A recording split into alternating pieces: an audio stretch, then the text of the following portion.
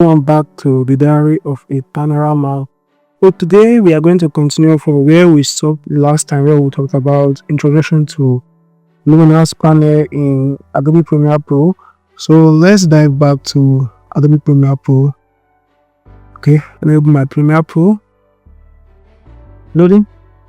Continue with no issues.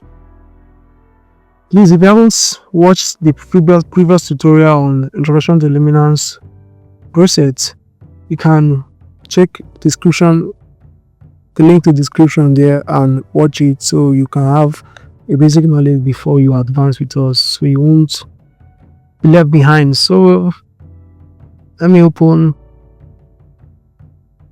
it. So I close here.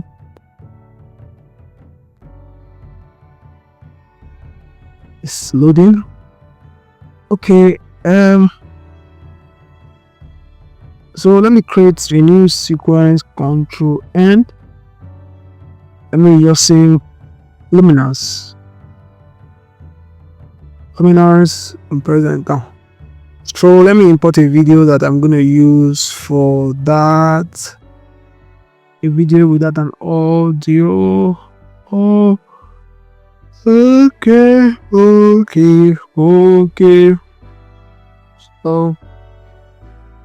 So to get a perfect video.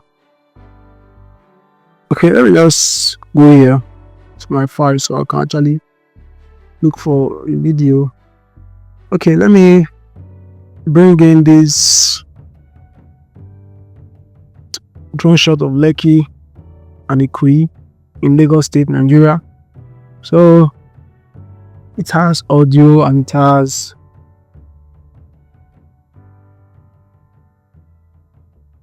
so start from the beginning. A drone shot of some places in Lagos State.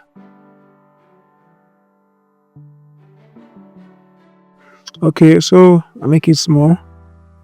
Okay, so let me just mark in here and mark out here. So press I to mark in. Yeah. Okay. So press O to mark out. Then try to need the video clip. I don't need the audio. And I clip change sequence setting. So it has entered. I can actually adjust it. Can also make it more, but I think I just need a little. Okay, it's okay. So make it big by pressing my plus. So I will now have to, like I told you the last time, that I always use adjustment layer whenever I want to do my color grading, whenever I want to apply any effects on a particular clip. So I always use adjustment layer most times. So, and I also told you that in subsequent tutorials I'll make you understand the importance of adjustment layer and why it's necessary for you to know how to make good use of it in Adobe Premiere Pro. So adjustment layer is not just in Adobe Premiere Pro. Adjustment layer is in Adobe After Effects. Adjustment layer is also in DaVinci Resolve and etc. Even CapCut, Filmora, they all have adjustment layers. Is a popular thing in every video editing software. So I will come here and I'll click adjustment layer and I'll click OK. This is adjustment layer. So I'll drag it above my clip and I expand it to the end of my video clip. So I'll come back to my effects, go to lumetric presets. Let me work with technical today. So let me drag one of these and place here. Okay, you can see what happened before and after. You can see what happened to my clip. So you can see the before and after of this video. So what I will do now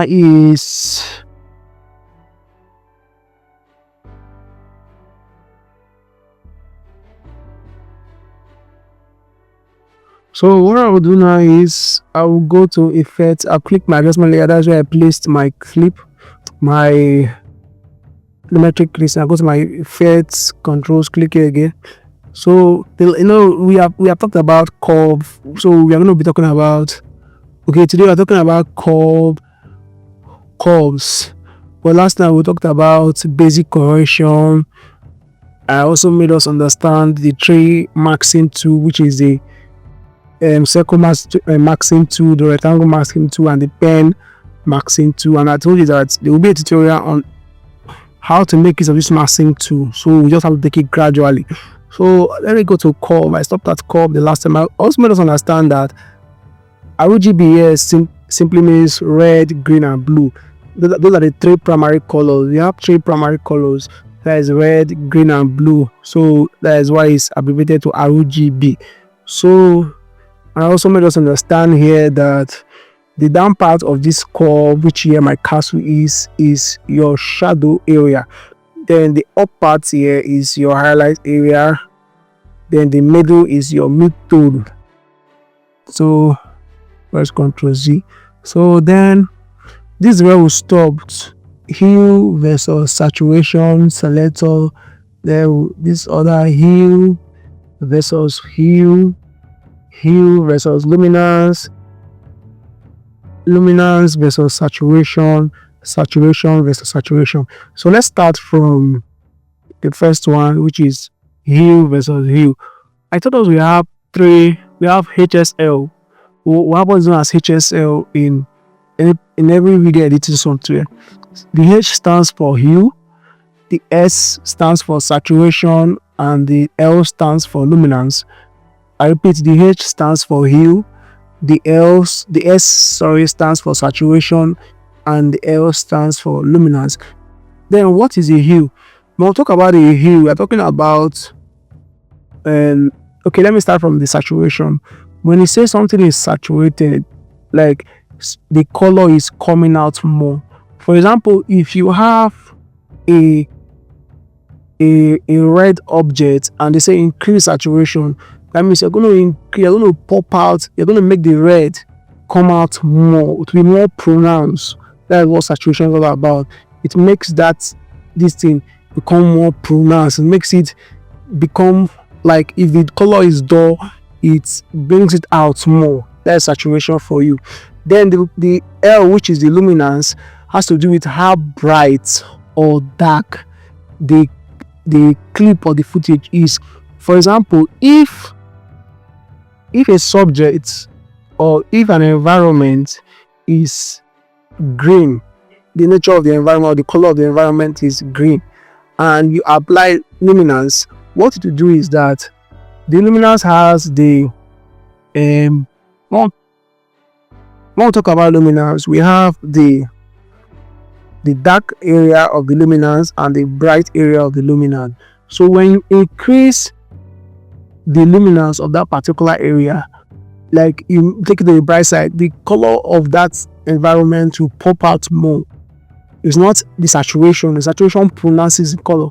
Where the color is popping out more, it's becoming more brighter. But if you reduce it, like take it to a shadow area, the color will begin to be dim. If it was like a light green, for example, and you are reducing it, the light green will begin to go to dark green. That is luminance for you. Then the hue has to do with changing the color of a subject. For example, if the subject is, if an environment is like red or in green nature, if you apply hue, you have the up area and the down area of that hue. You can actually change, if you select that particular environment, you can actually change the color just by following the color curve and see how it works. So that is the key meaning of HSL: hue, saturation, and luminance. So the first curve we have here is hue. The first curve we have here is hue versus saturation. So when we talk about hue saturation, we're talking about increasing the saturation of a particular color. Here is already the color itself. So to increase that is to pop out that color.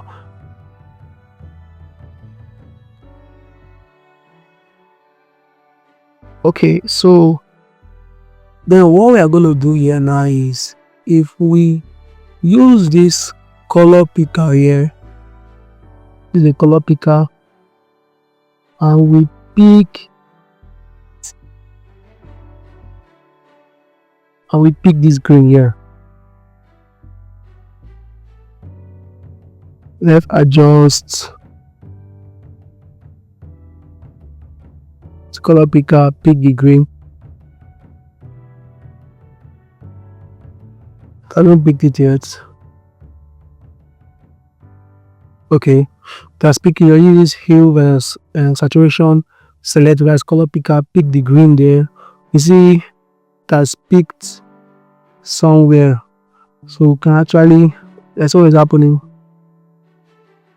Are you seeing that when I brought it down, the saturation increased? Sorry, see, oh, look at that, saturation popped out.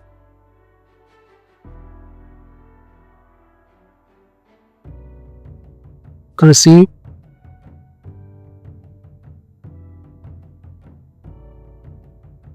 Okay, let's do that again. Take it. So let me say I also mark here. Let me take it up. So what happened? Its saturation pumped out. The hue, the color itself came out more and more pronounced. So if you click my before and after, you can see it became more pronounced. So if you go to this other side, you can see it has affected every area of that particular color. The hue has saturation has popped out. You can see, but it's oversaturated. So I can just reduce it a little bit. I think this is better. So I will now go to my hue versus hue. So hue versus hue, like I told you, is changing the color of a particular area. See, I already used the color picker then, so it definitely picks those areas. So let's say I want to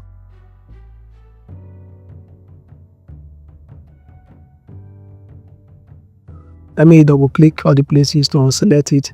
So hue versus hue, color picker. Let me see, let me adjust my distance a little bit to know the area I want to apply. Okay, let me just pick. Let me pick the green. Okay, let me just select here. So you can see the color is changing. The yellow color there is changing. You can see it has changed to red. The more you go, it changes to the color. Just follow the color. We'll be seeing colors that are popping out. That is what it's changing to. I seen it. So that is just hue versus hue for you. See, it has changed that place to blue. So I don't want to use hue versus hue. I want my colors to remain the same way it was shot. So here now is hue versus luminance. So I want the colors to either pop out or to